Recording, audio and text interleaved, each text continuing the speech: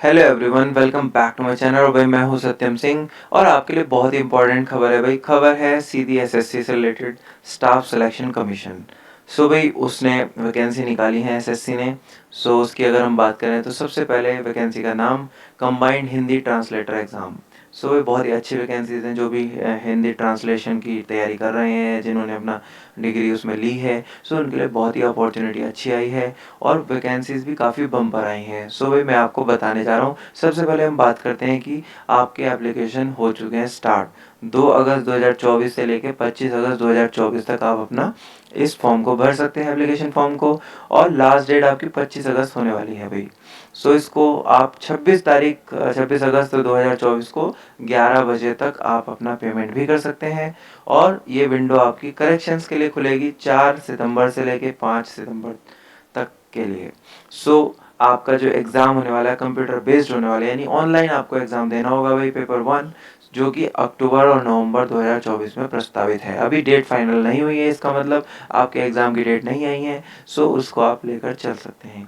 सो भाई टोटल अगर हम वैकेंसी के अगर पोस्ट की बात करें और पे स्केल की बात करें तो junior translation officer central secretariat में एक वैकेंसी है ए ग्रेड की।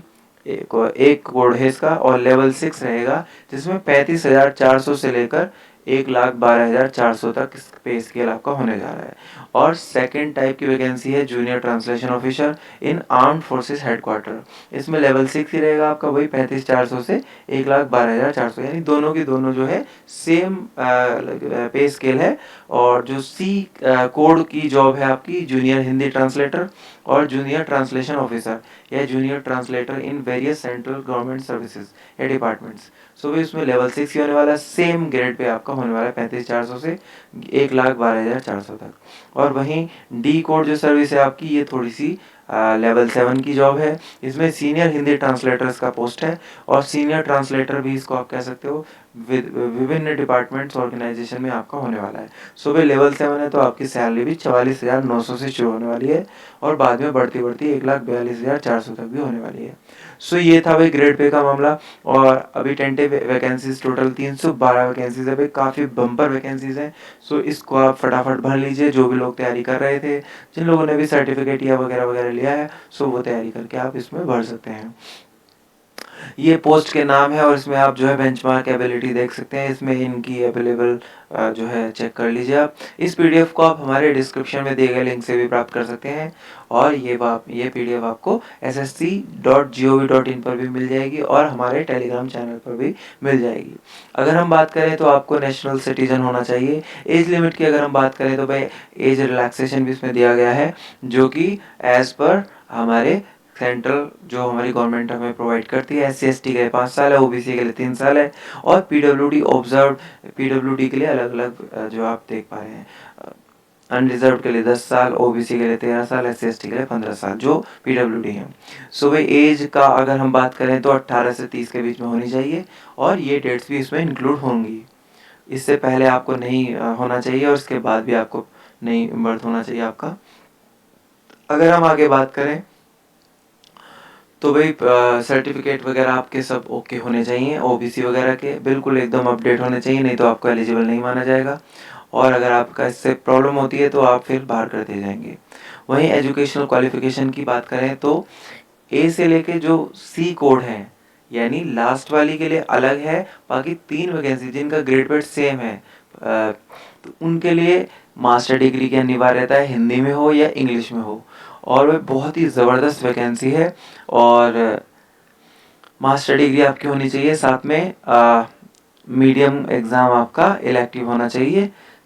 इंग्लिश में हो या हिंदी में हो, कोई भी आपकी हो सकती है, या आपका डिप्लोमा भी हो सकता है ट्रांसलेशन का। और वहीं जो डी पोस्ट है यानी सीनियर हिंदी ट्रांसलेटर वाली, उसमें मास्टर डिग्री आपकी हिंदी इंग्लिश में होनी चाहिए, कंपलसरी है। और साथ में आपका सेम ही पोस्ट है आपकी, इसमें भी सेम ही आपकी डिग्री रहेगी। सो एलिजिबिलिटी में आपको मास्टर डिग्री होनी चाहिए, जिनके पास भी मास्टर डिग्री है वो इसमें अप्लाई कर सकते हैं भाई। सो इसके बाद अगर हम बात करें तो भाई पेमेंट की अगर 100 रुपये इसकी फ़ीस है और बाकी जो है इसको आप ऑनलाइन पे कर सकते हैं। सो काफ़ी इजी प्रोसेस है। विंडो मैंने आपको बता दिया था, करेक्शन विंडो 4 सितंबर से खुलेगी 5 सितंबर तक रात के 11 बजे तक। सो अब हम आते हैं एग्ज़ाम सेंटर की बात करते हैं। भागलपुर, पटना, पूर्णिया, आगरा, बरेली, कानपुर, लखनऊ, मेरठ, सो भाई प्रयागराज, वाराणसी। और सेंट्रल रीजन के लिए ये जो है सेंटर रहने वाले हैं। ईस्टर्न रीजन के लिए कोलकाता, पोर्ट ब्लेयर, गैंगटॉक, ये सब आप देख सकते हैं। जो भी आपका रीजन आता है आप उसके अकॉर्डिंग आप इसमें फिलअप कर लीजिए जो भी आपको नियर बाय पड़ता है। सो ये बहुत इंपॉर्टेंट खबर है भाई। और स्कीम आपकी पेपर 1 जो होगा आपका ऑब्जेक्टिव मोड में होगा, कंप्यूटर बेस्ड एग्जाम होगा भाई। सब्जेक्ट आपका जनरल इंग्लिश रहने वाला है और जनरल हिंदी, जो भी आपका दोनों के दोनों पेपर होने वाले हैं। नंबर ऑफ क्वेश्चन 100 में से 100 करने होंगे आपको, 100 क्वेश्चन 100 मार्क्स, और ऐसे ही 2 घंटे का समय आपको मिलने वाला है भाई। पेपर 2 जो आपका रहेगा वो डिस्क्रिप्टिव रहेगा, ट्रांसलेशन वगैरह उसमें रहेगी और ऐसे रहेगा आपका। सो भाई वो 200 मार्क्स का होने वाला है। सो ये 2 घंटे का ही पेपर रहेगा ये भी। सो ये आपकी 2 पेपर रहेंगे और आपको ये करना होगा। पेपर 1 जो रहेगा वो ऑब्जेक्टिव एमसीक्यू रहेगा केवल, और जो नेगेटिव मार्किंग रहेगी वो 1/4 रहने वाली है पेपर 1 में केवल। पेपर 2 में कोई नेगेटिव मार्किंग नहीं रहेगी। सो ये बहुत ही इंपॉर्टेंट खबर है भाई, इसको आप चेक कर सकते हैं। और सिलेबस की अगर हम बात करें तो भाई ये आपका सिलेबस है। कंप्यूटर बेस्ड क्वेश्चन जो बेसिकली रहेंगे वो लैंग्वेज और लिटरेचर से संबंधित रहेंगे। करेक्ट यूज़ ऑफ वर्ड्स के बारे में रहेंगे, फ्रेजेस, इडियम्स के बारे में रहेंगे, लैंग्वेज के बारे में रहेंगे, प्रिसाइज और इफेक्टिवली के बारे में रहेंगे। पेपर 2 में जो रहेगा वो ट्रांसलेशन और ऐसे रहेगा, जिसमें 2 आपको पैसेज दिए जाएंगे, जिसमें आपको एक को हिंदी से इंग्लिश में करना है और एक को इंग्लिश टू हिंदी में करना है, और एक ऐसे आपका हिंदी और एक आपका इंग्लिश में दिया जाएगा। सो भाई बहुत ही इंपॉर्टेंट आपको पता होना चाहिए कि सिंपल आपको एक जो है ट्रांसलेशन हिंदी से इंग्लिश में करना है, एक को इंग्लिश से हिंदी में करना है, और एक ऐसे आपको हिंदी में लिखना है, एक इंग्लिश में लिखना है। सिंपल आपका इंग्लिश लैंग्वेज और हिंदी लैंग्वेज का टेस्ट होने वाला है। सो ये थी भाई बहुत इंपॉर्टेंट खबर।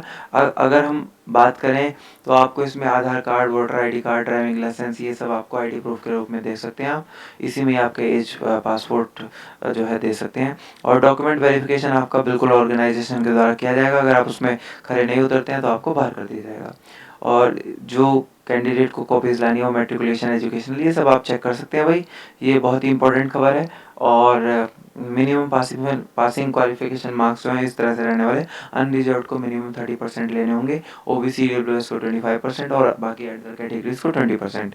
बाकी आपका और इससे ऊपर भी एक कट ऑफ निकलेगी, और उसमें आप कितना खरे उतरते हैं तो ये आपके लिए बहुत इंपॉर्टेंट मैटर करेगा। सो ये था भाई बहुत इंपॉर्टेंट खबर। अगर आप इस चीज़ को चेक कर पा रहे हैं तो आप इस पीडीएफ को हमारे टेलीग्राम चैनल से भी प्राप्त कर सकते हैं, जिसका लिंक डिस्क्रिप्शन में दिया गया है। बाकी अगर हम सिलेबस की बात करें, सो सिंपल सिलेबस की कोई इसमें नीड नहीं रहने वाली है, क्योंकि मैंने आपको सारा बता दिया है। सो ये थी भाई बहुत इंपॉर्टेंट खबर। अगर आपको कोई भी क्वेरी हो तो आप हमें कमेंट भी कर सकते हैं, और इस पीडीएफ से आप ज़्यादा जानकारी प्राप्त कर सकते हैं। Thank you very much. Thank you. जय हिंद, जय भारत।